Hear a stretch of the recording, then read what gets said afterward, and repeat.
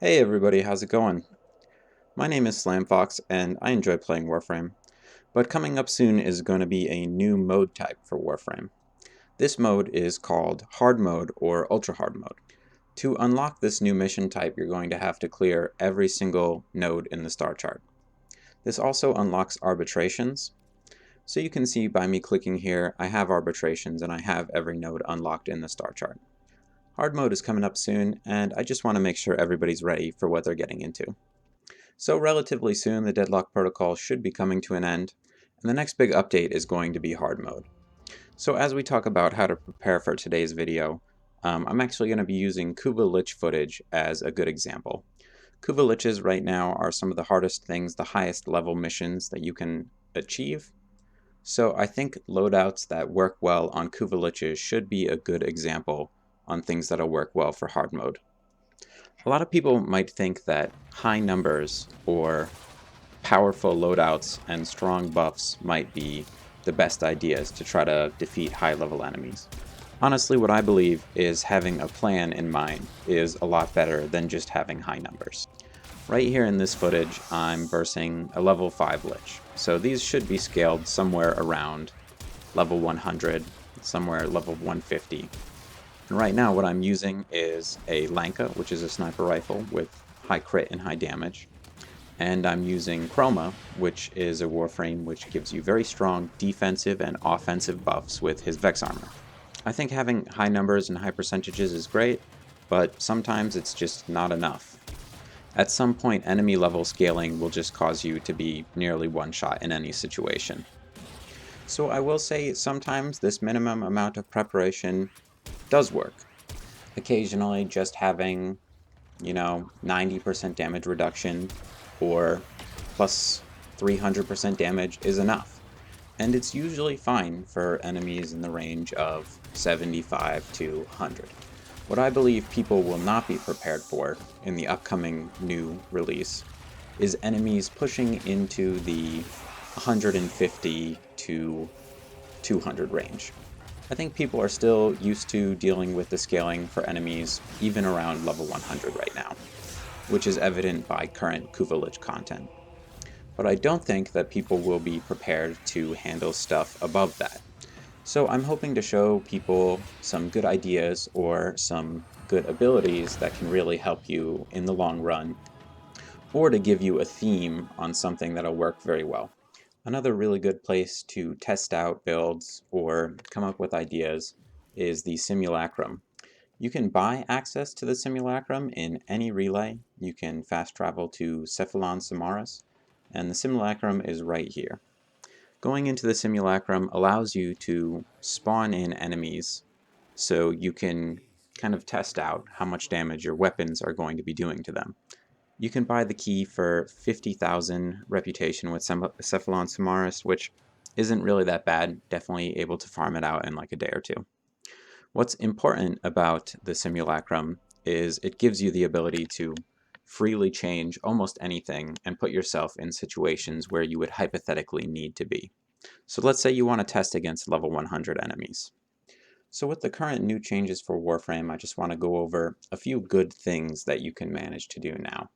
I think for our current meta, if you're going to be doing anything over level 100, you should almost certainly be using Adaptation on your Warframe. So this here is Adaptation, and it says when you are damaged, you receive 10% damage resistance to that damage type for 20 seconds, and it stacks up to 90%. With this one mod, you can basically achieve 90% damage resistance to almost any damage type, so it's really good to use. This plus any other version of a defensive ability, even if it's something as small as Protea's shield satellites, which give you some mild overcharging, and they give you a little bit of an extended invulnerability.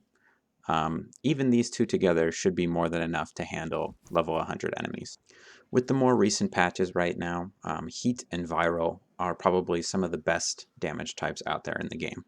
Slash is really good too, but sometimes it's hard to fit Slash in on your weapons. On a very standard build for almost any gun, I would use 3 basic damage mods, 2 crit mods, just to give you a decent crit chance, and then I would also use Malignant Force and Rhyme Rounds to give you a free chance at some viral procs, and hunter munitions on any crit weapon, just to give you some slash procs on enemies that you're fighting. Corpus units are notoriously easier than Grineer enemies, so here are some level 125 Corpus units, and I'm going to be going in with just minimum defensives, just a level 17 Protea with some grenade procs. And honestly, how easy it is to melt through Corpus units is kind of the reason why they're not that much of a threat. But sometimes they do stack up, but they don't do that much damage if you do have Adaptation on. So again, since Corpus units aren't that hard, I think we might as well go ahead and switch over to Grineers. And we should start with just an enemy that's an all-around pain to deal with usually. Grineer are where the scaling problem usually starts to happen. So let's go ahead and let's put in 10 Grineer Bombards, because these guys have really strong armor, they have a very frequent occasional knockdown effect, they deal very persistent high blast damage, so we're just going to go ahead with level 125 again. And this is really just to show off that having Adaptation and having even a single defensive effect is usually enough to keep you alive against level 125 enemies. So you can see some Bombards are attacking me here. I get a shield gate, and I get extended invincibility for the frame time on it, along with that grenade. And having a weapon that does viral and heat does seem to melt through enemies very quickly. Obviously anyone could hang out in the Simulacrum all day. I mean, I think it's a great place to test stuff out, but at the same time you do need to test out the real-world application of stuff. So the only thing that I think people really need to prepare for, when it comes to hard mode, that is people are going to have to prepare ideas better. A lot of people run around just doing normal content in a normal DPS or tanky frame, maybe something like Rhino. I do most of my content as Rhino. Against level 50 to 100 enemies, I think this is totally fine. Honestly, enemies at this level are going to die relatively quickly no matter what gun you use and no matter what setup you have. Most of the time you can just spray and pray.